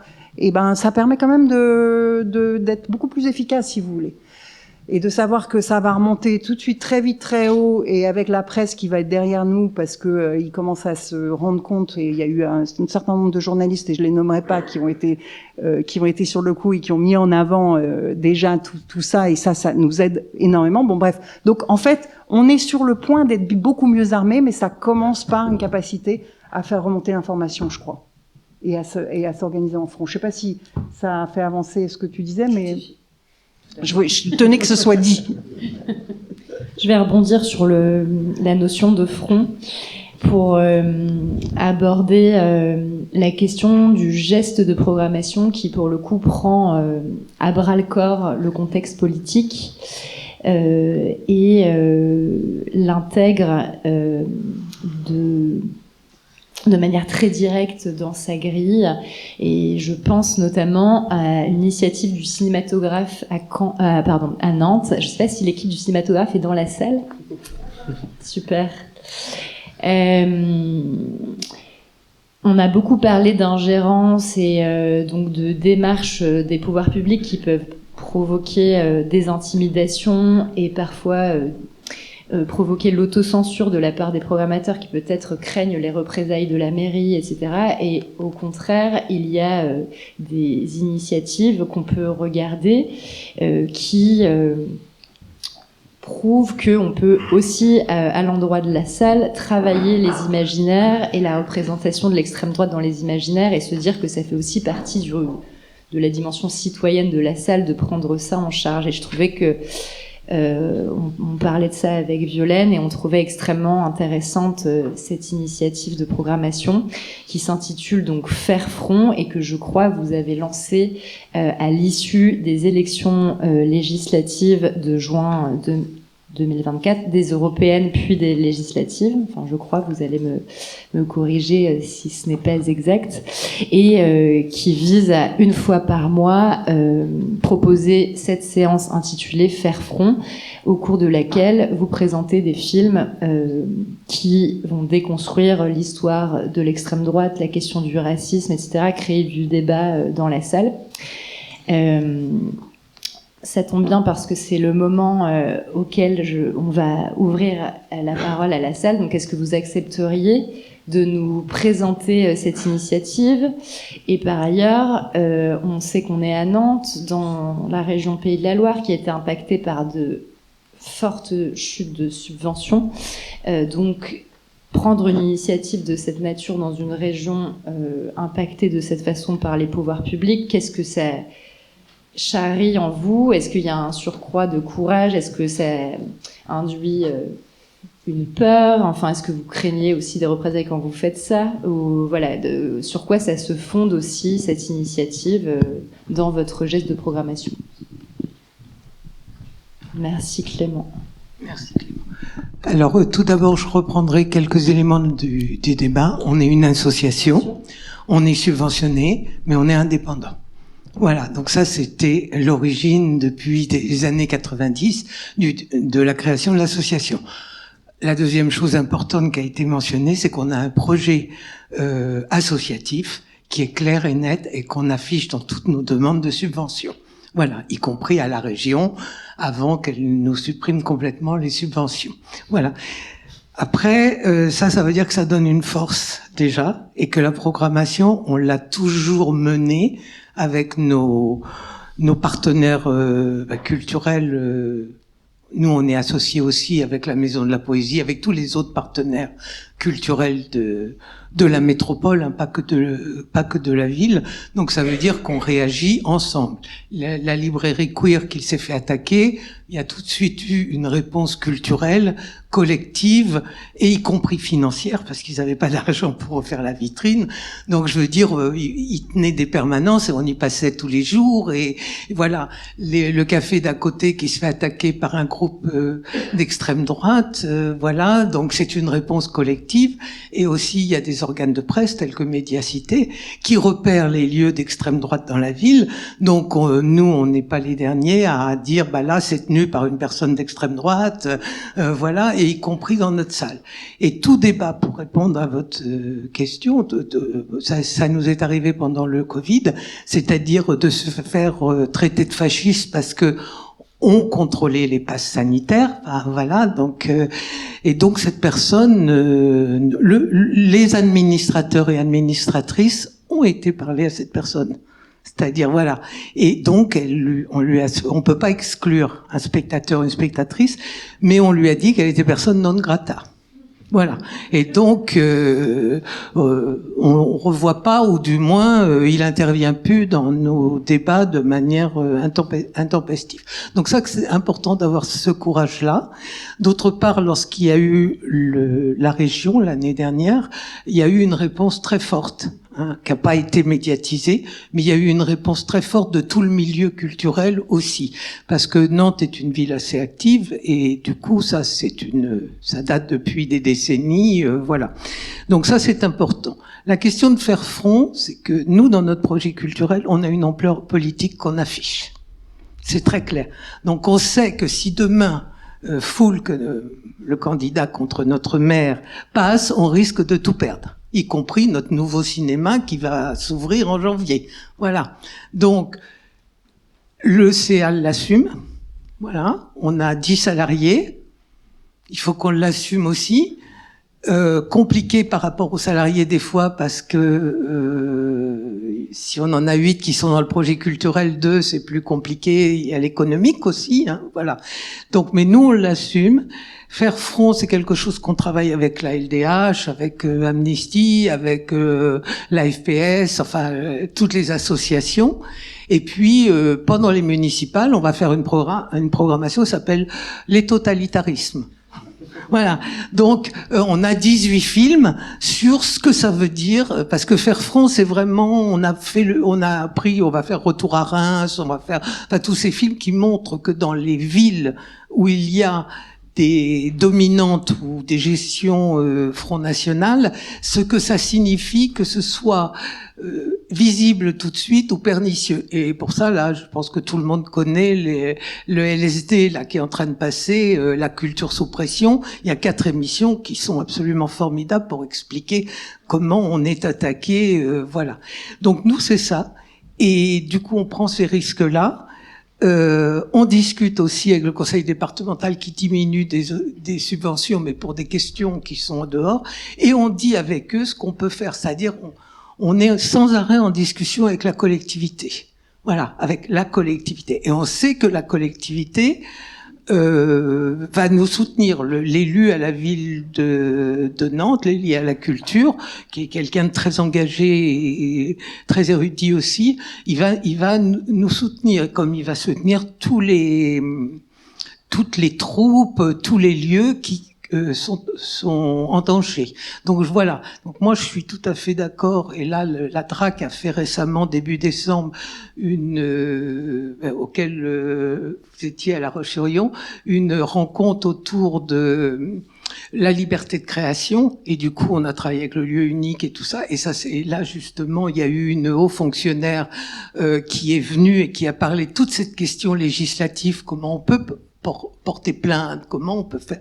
Et elle a fait un PowerPoint qui vous explique tout ce que vous pouvez faire. Enfin, on pourra le faire. C'est très bien que vous en parliez parce qu'on n'en a pas encore parlé, mais voilà.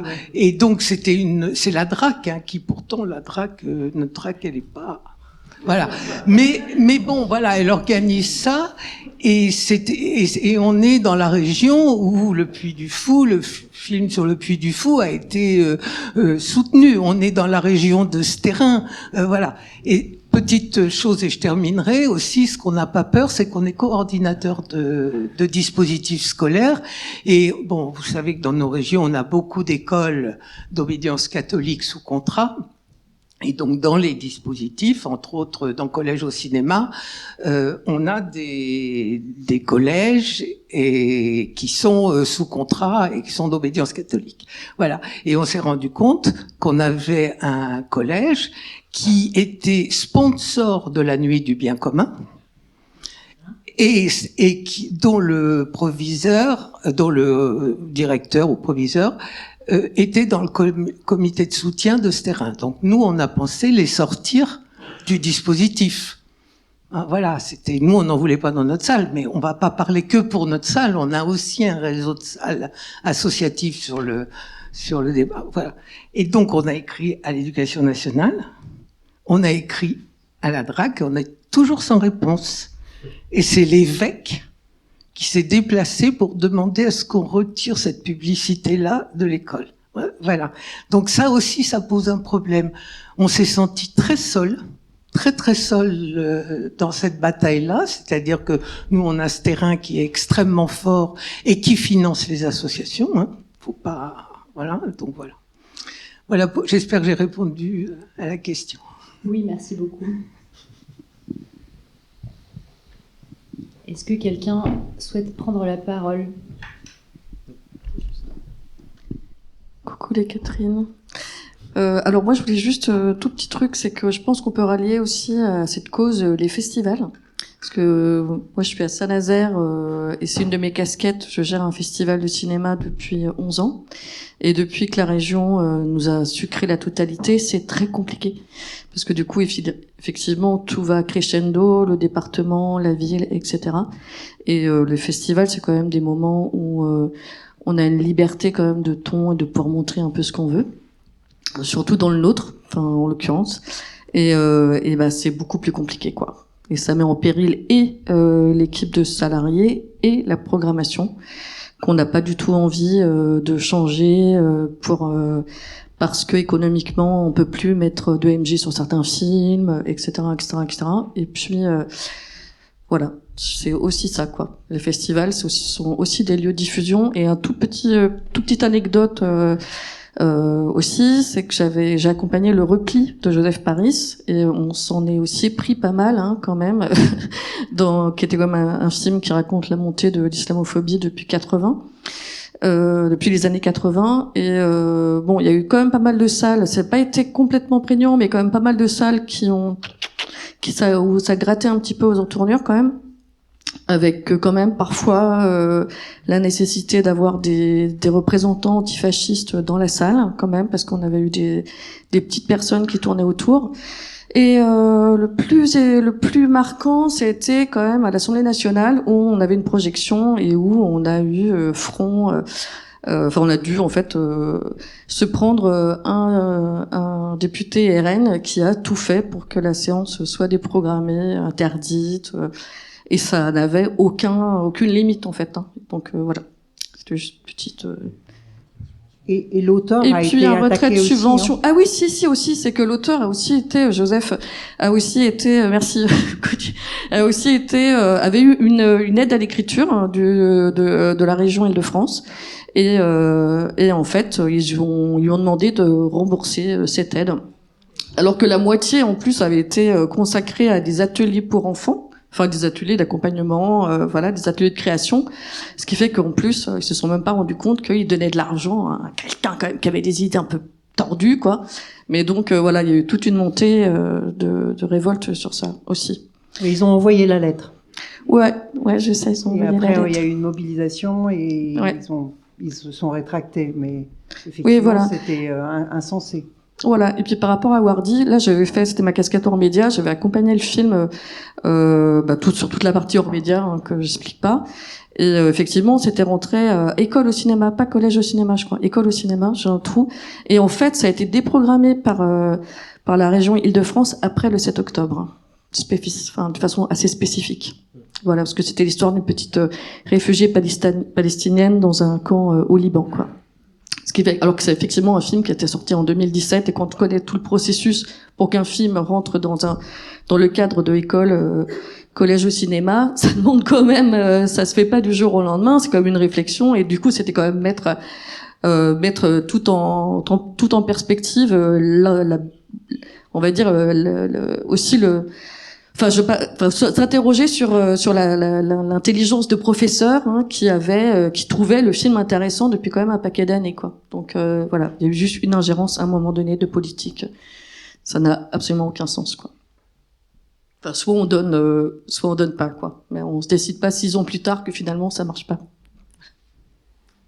Merci. Oui, on n'est pas rentré dans ce domaine-là, mais en fait, du côté des commissions, c'était ça, quand je parlais de la création depuis 3 ans, du côté des commissions, il y a eu beaucoup de cas ces dernières années très, très alarmants.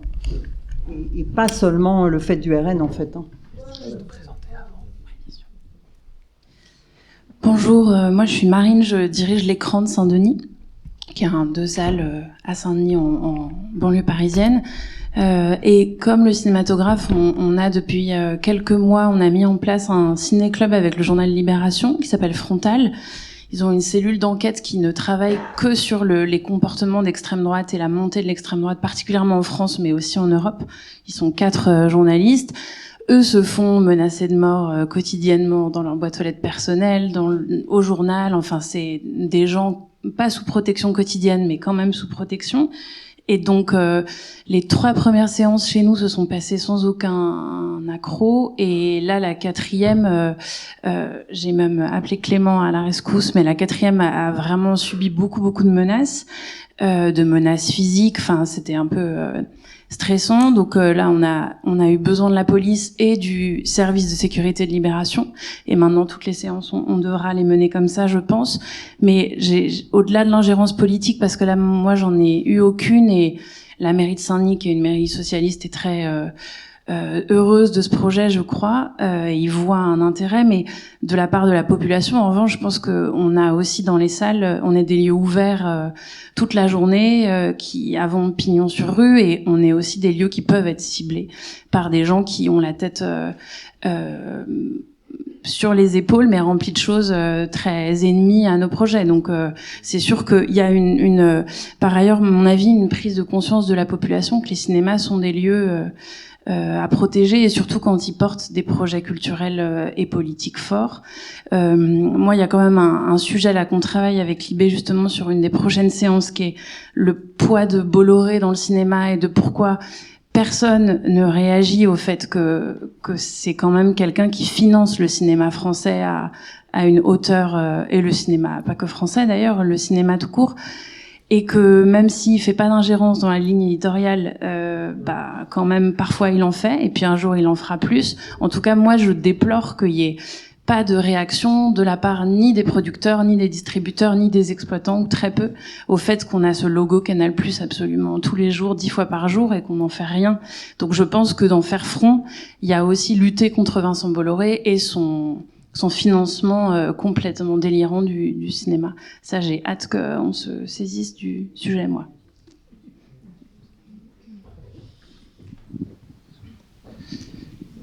Merci. Merci. Est-ce qu'il y a d'autres prises de parole? Juste petite rectification qu'on m'a dit tout à l'heure sur la question de Wardy. Je crois que les ingérences étaient liées plutôt au rectorat et non pas à la région. Oui, rectorat. Ouais, mais sous pression de la région, de ce que je me En tout cas, c'est le rectorat qui... Bonjour, je suis Jean-Jacques, je travaille à JHR et aussi je suis animateur au cinéma Utopia à Saint-Olomone. Je voulais d'abord rectifier un petit truc que tu as dit, Mathias, sur le fait que les salles privées sont totalement protégées. D'abord, nous, on a une longue expérience de harcèlement. Et on avait à Utopia Toulouse, les Lachaïdes, les gens du CRIF avaient tout simplement scellé toute la salle et balancé des lacrymos quand même, sans qu'il y ait aucune intervention policière. Hein, c'est un petit rappel. Et juste un petit truc, c'est que on l'a pas évoqué, on l'avait évoqué. Désolé pour ceux, je radote pour ceux qui étaient aux arcs. Il y a quand même une arme qui est de plus en plus utilisée pour justifier des censures, et des censures qui fonctionnent très bien du coup parce qu'elles sont pas ouvertement présentées comme des censures. C'est le fameux incitation, trouble à l'ordre public. Voilà. Nous, on a eu un cas flagrant, notamment à Utopia Borde Rouge, où une séance, je crois que je vais pas dire de conneries, hein, c'est Yala Gaza, qui, quelques temps après le 7 octobre, était programmée. Le Moudinque a immédiatement dégainé un trouble à l'ordre public. En gros, Arnaud à Borde Rouge lui a dit poliment d'aller se faire mettre, mais puisqu'on a toutes les salles Utopia n'ont aucun lien, aucun rapport, et c'est une volonté politique depuis les années 70 avec les communes dans lesquelles on est installé. Bon, c'est justement pour ce genre de choses que Utopia a été créé originellement, pour qu'il n'y ait aucune ingérence politique, sauf que avec l'incitation à l'ordre public, finalement c'est l'incitation à l'ordre public a été suivie d'un arrêté préfectoral, comme quoi c'était comme une manif, comme si on avait fait une manif pour soutenir le Hamas. Ça aurait été pareil, quoi. Donc la projection a été interdite, quoi, par arrêté préfectoral, quoi.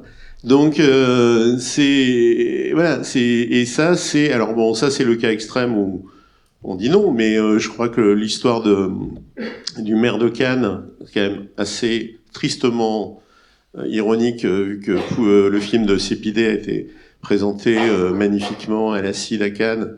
Le maire de Cannes, quand le film est sorti, il a demandé à l'Olympia de ne pas le programmer, sous le même angle, hein. C'est-à-dire il n'a pas critiqué le film. Le jour du Bataclan, oui. Hein? Le jour de l'hommage au Bataclan, il a estimé que c'était... Oui, voilà, il y a eu ça, et puis voilà, et puis il a évoqué toujours, à chaque fois, le trouble à l'ordre public. Et donc ça, il faut savoir que c'est quand même un argument qui peut être sorti par n'importe quel maire, pour quel que soit le statut de la salle de cinéma. Et ça, c'est gravissime, parce que on peut toujours estimer qu'un film va inciter à des débats qui vont dégénérer, hein. Ça, on peut toujours imaginer n'importe quoi. Mais du coup, voilà, ça a été dégainé plusieurs fois. Moi, je prends ma casquette GHR par exemple, très amusant, dans une salle dans un festival, dans une salle de banlieue parisienne à Marly, Laurent, qui était un festival qui s'appelait Liberté, j'écris ton nom, très drôle, hein. Donc on avait un Au pays de nos frères, un film iranien, et en même temps Voyage à Gaza. Le programme a été imprimé, etc. Le maire de Marly a décrété que Voyage à Gaza, ça pouvait créer du trouble à l'ordre public. Tous les programmes à la poubelle, et ils ont gardé que le film iranien. Voilà. Ils ont changé de nom ou pas?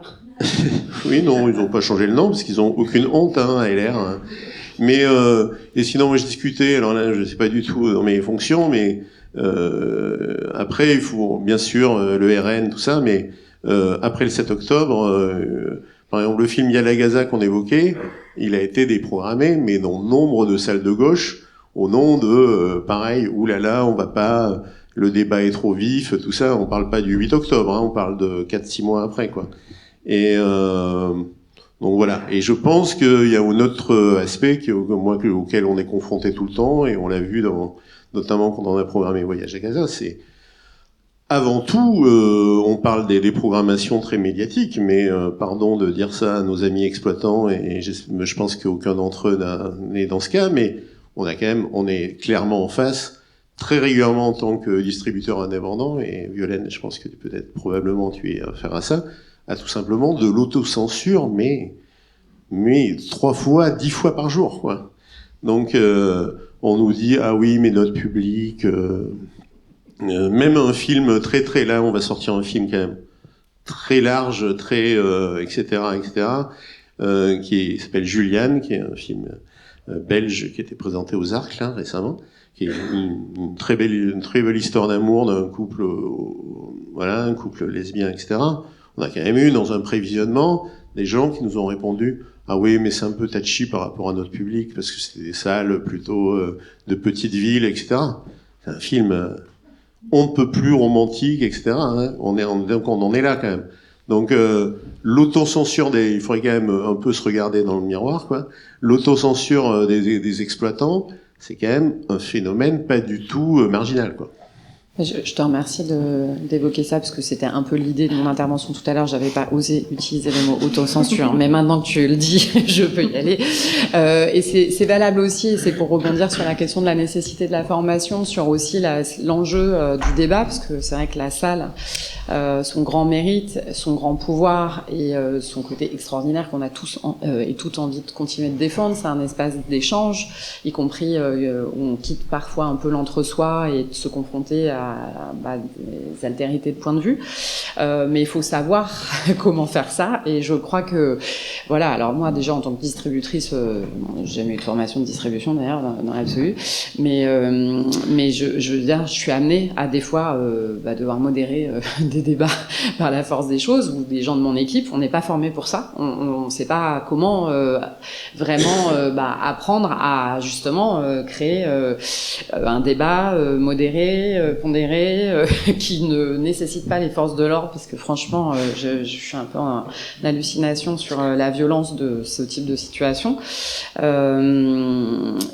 je pense que les exploitants, enfin peut-être que vous l'êtes un peu plus, je sais qu'il y a quelques associations qui font ce travail-là de formation, mais je suis pas sûre que c'est systématique dans chacune des salles non plus. Et en fait, moi ça m'est déjà arrivé sur Retour à Forbach notamment, à Forbach même, je dois bien le dire, là où le film n'était pas du tout attendu, évidemment, on a donné le micro à Régis Sauder à l'époque, en mode démerde-toi. Il était devant 400 personnes qui étaient juste un tout petit peu alertes évidemment sur ce que le film mettait aussi à charge de l'histoire de la ville, de ce que ça a brassé comme préoccupation politique, qui était aussi sur la question de la montée de l'extrême droite.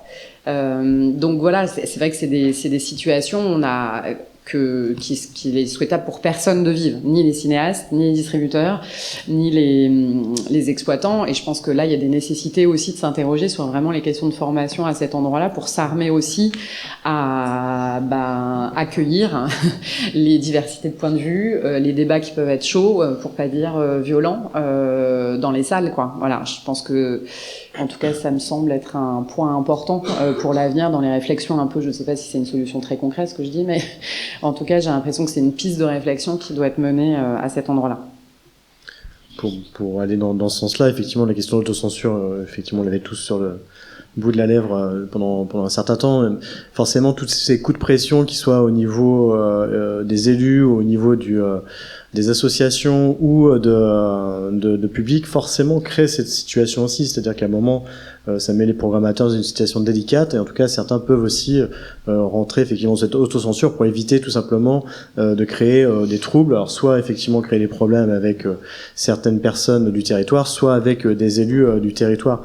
Mais c'est là qu'on en revient à l'urgence d'avoir une boîte à outils disponible, et surtout, je pense, avoir aussi peut-être une plateforme juridique sur laquelle on peut s'appuyer, parce que clairement, faut pas se mentir, en tant qu'exploitant, on n'a pas le temps d'aller mener des combats.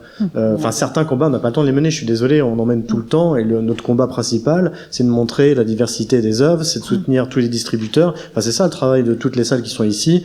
On sait donc, quelles sont les salles qui sont ici. J'ai pas trop de doutes sur le fait qu'on crée un équilibre entre les les enjeux de fréquentation, les enjeux des thèmes évoqués dans les films, les enjeux des distributeurs. On essaie de faire attention aux plus petits, on essaie de faire attention aux films fragiles. C'est le principe même, je pense, quand même des salles qui sont adhérentes au GNCR ou à l'accord.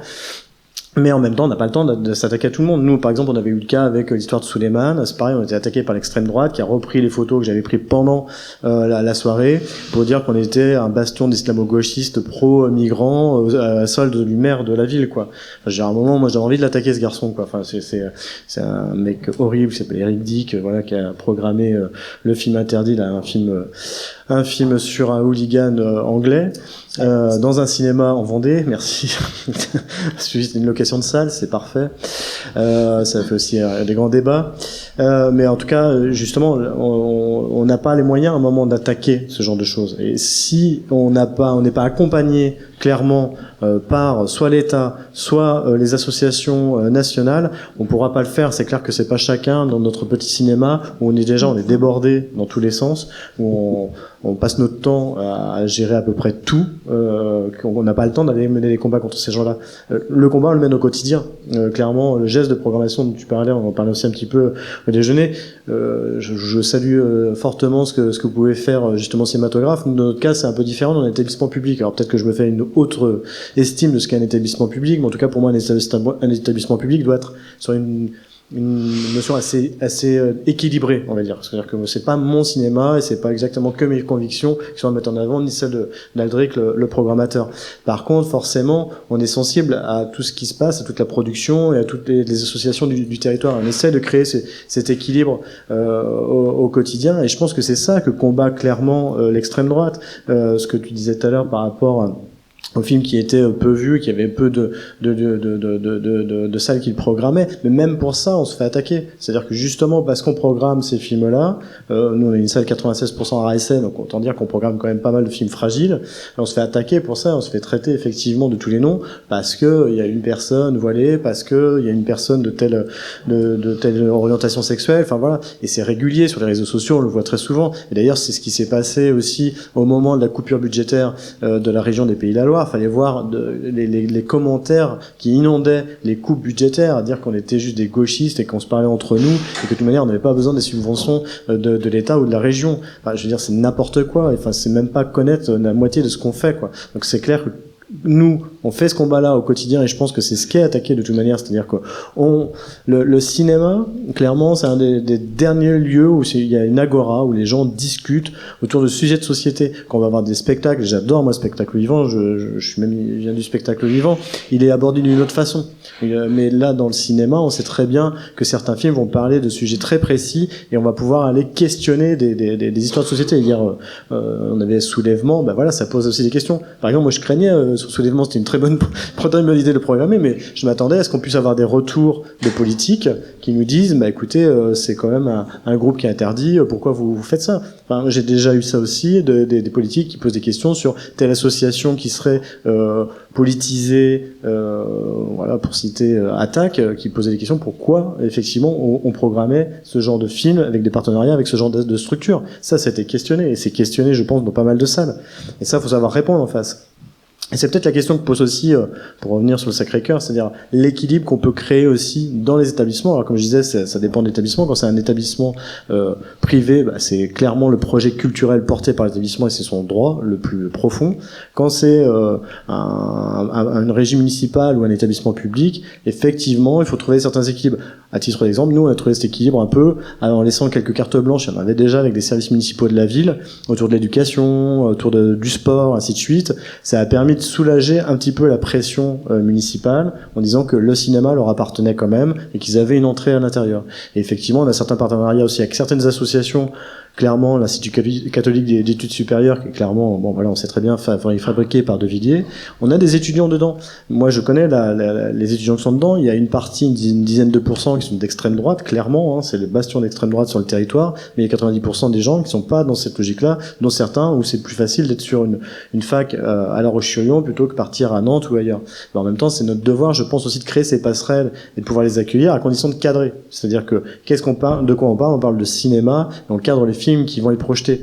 Et avant tout, on parle de cinéma. Il faut pas oublier qu'on parle d'art aussi, quoi. L'art, forcément, évoque des questions de société, mais c'est le principe même de l'art, quoi. Tout est politique, de toute manière. Donc, on peut nous questionner sur les questions, enfin, sur la politique, mais tout est politique. Tout engagement est politique. Donc là, c'est clairement une campagne de terreur pour nous faire peur, pour qu'on se taise, et puis pour qu'on programme effectivement des Sacré-Cœur et qu'on ferme nos bouches, quoi. Ben, c'est à nous de tenir, mais pour ça, on a besoin d'un soutien, on a besoin d'être réunis. C'est à ça que servent ces temps de rencontre aussi, c'est de savoir qu'on est tous ensemble, et de savoir aussi de commencer à s'organiser. Peut-être que déjà on est un peu en retard, mais c'est pas grave, il faut le faire maintenant, parce qu'effectivement les coups vont pleuvoir.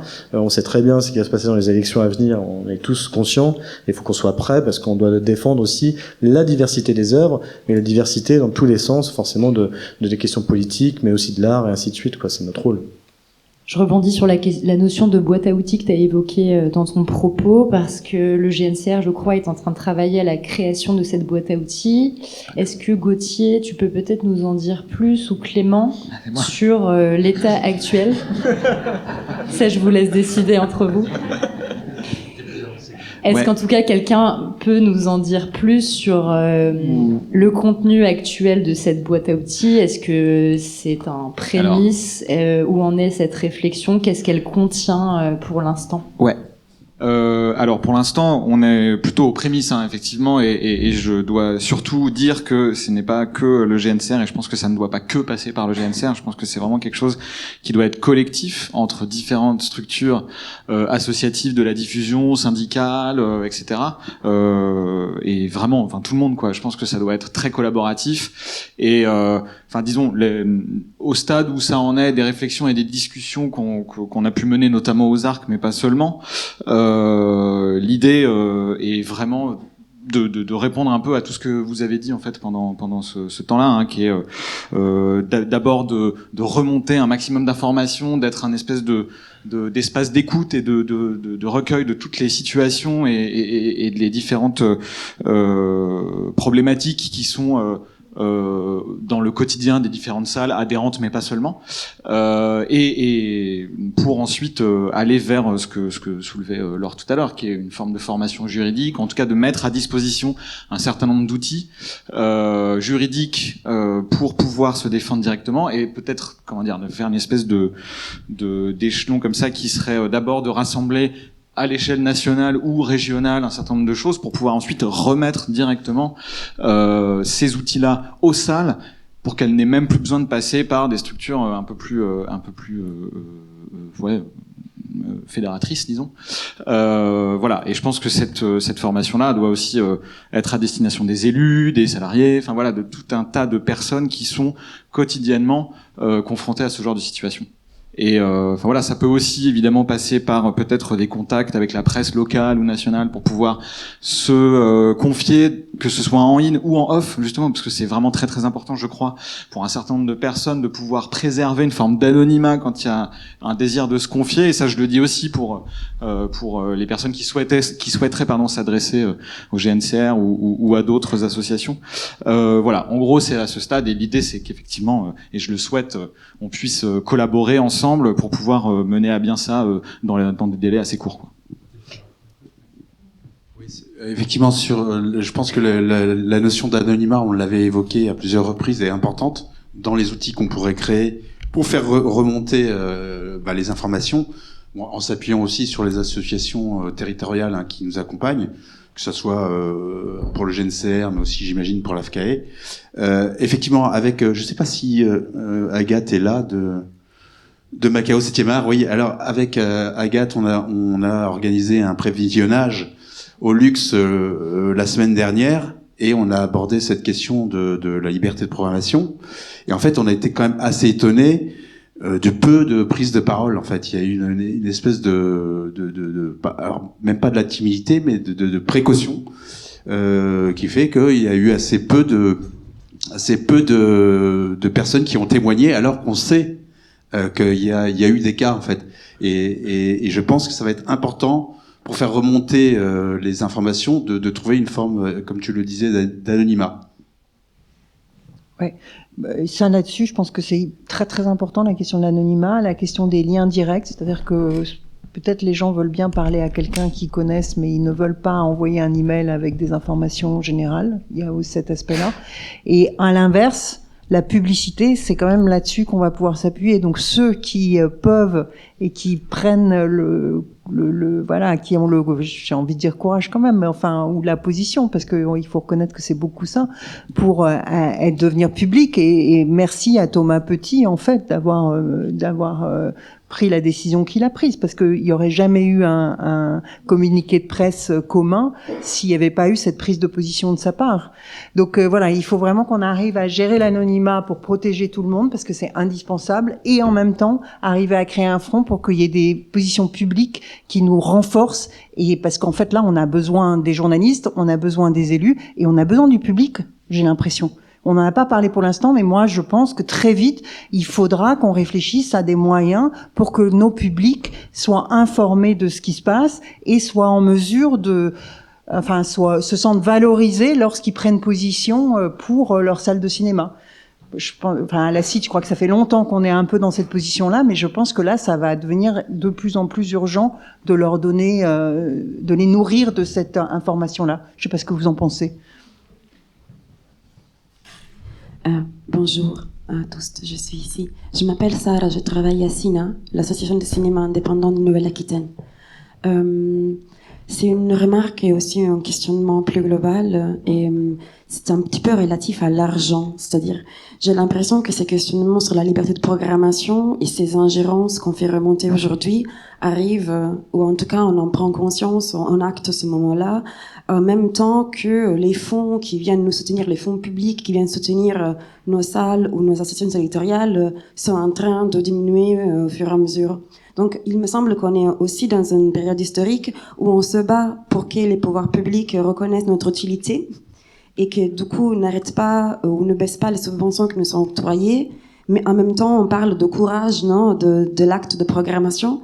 Donc j'aimerais, je sais pas comment, ou que ceci rentre dans le débat de cette boîte à outils, c'est comment est-ce qu'on garde le courage et en même temps le soutien financier qui est nécessaire à maintenir les emplois et les salles ouvertes. Enfin, comment est-ce qu'on fait pour construire un équilibre là-dessus? Voilà. En tout cas, parlons. Enfin, il me semble qu'il y a aussi quelque chose à mettre en commun sur nos modèles économiques, non seulement sur nos modèles, sur nos politiques culturelles et sur notre engagement pour les œuvres d'art, mais aussi sur comment économiquement on fait tenir nos structures et être plus ouverte et plus transparente là-dessus et faire intelligence collective pour être positif, parce qu'on est un peu en péril. Et la deuxième, c'était juste de faire remarquer la grande absence de la grande distribution cinématographique. Et quand on parle de liberté de programmation, il me semble quand même que la distribution cinématographique qui se base surtout, qui n'est pas indépendante, qui se base surtout sur des modèles économiques très classiques, sont aussi une entrave à la liberté de programmation pour chacun et chacune d'entre nous. Merci. Qui veut répondre? Moi, il me semble que ton intervention, elle recoupe aussi le propos de Violaine sur les inégalités entre distributeurs, distributrices, le modèle économique, etc. C'est vraiment les mêmes questions. Est-ce que quelqu'un souhaite sur le financement, on l'avait évoqué rapidement à la table ronde au Sommet des Arcs. Je pense qu'effectivement, il y a pas de mystère. À un moment, l'argent vient principalement de l'État et du Centre national du cinéma. Donc, je pense que c'est par là, forcément, que doit passer aussi des contraintes. C'est le principe même des conventions État-région, des subventions RSA, des labels qui vont avec. Et je pense que c'est là-dedans, effectivement, qu'il faut aussi poser des jalons. Donc, je sais que c'est pas simple vu l'ensemble, mais quand même, je pense que c'est à cet endroit-là que se pose la question, en tout cas pour essayer de contrecarrer certains mouvements. En tout cas, là, on l'a vu avec la région Pays de la Loire. On était en réunion, j'étais en réunion hier avec la DRAC. J'ai dit, maman, mais ça va être quoi la convention État-région avec le Pays de la Loire? Puisqu'en fait, ils ont à peu près tout enlevé de ce qu'il peut y avoir de la convention État-région. Donc, à un moment, je me demande ce qu'il peut y avoir. On est même sur l'aide à la création, ils sont passés de 3,5 millions à 2 millions, donc c'est bon, c'est-à-dire qu'il n'y a plus rien. Heureusement, ils maintiennent quand même lycée à apprentis. Merci. Juste ça, c'est sauvé. Et le reste, il n'y a rien. rien, quoi. Il y a plus rien. Il y a même plus d'aide pour la construction des cinémas. Là où ils étaient restés sur l'investissement, c'est-à-dire qu'ils ont été tellement odieux, juste pour faire rapidement sur les Pays de la Loire, ils ont retiré la subvention donc des festivals et ainsi de suite. Et en même temps, ils m'appellent au même moment pour avoir des photos du cinéma parce que ils ont financé la construction du cinéma et pour dire qu'en fait ils soutiennent la culture parce qu'ils ont investi dans le cinéma. Bon, autant dire qu'ils n'ont pas eu des photos, il a fallu qu'ils passent par d'autres biais pour les avoir. C'était le minimum que je puisse faire.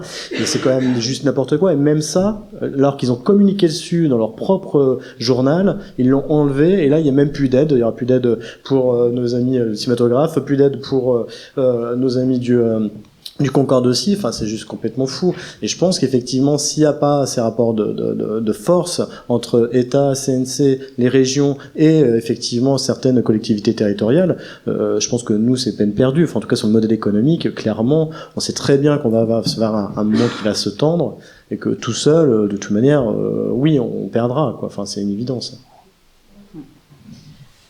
Mais j'ai l'impression que sur le plan du territoire, il y a quand même eu plusieurs indicateurs qui ont montré qu'il y avait une attention particulière en ce moment sur la question au CNC, sur la question de ce qui se jouait sur les territoires. Et je pense que il est temps, parce qu'en fait, je pense que c'est une nécessité qu'il y a un maillon qui manquait à cet endroit-là depuis longtemps, avec aussi des aberrations sur des films qui sont soutenus en production sur des investissements importants. Et je dis pas qu'il faut les réduire, évidemment, loin de là de le penser, mais je veux dire, à un moment, c'est des films parfois qui ne trouvent pas d'écran de diffusion, de lieu de diffusion, et quand ces endroits-là sont abîmés, en fait, ça veut juste dire enfin, je vais un peu être grossière peut-être, et on pourra en débattre, parce que je crois qu'on commence à être limité par le temps, mais plus longuement en off, mais je veux dire, c'est aussi la manière dont on rend visible l'argent du contribuable qui est investi à ces endroits-là, qui est invisibilisé par la suite.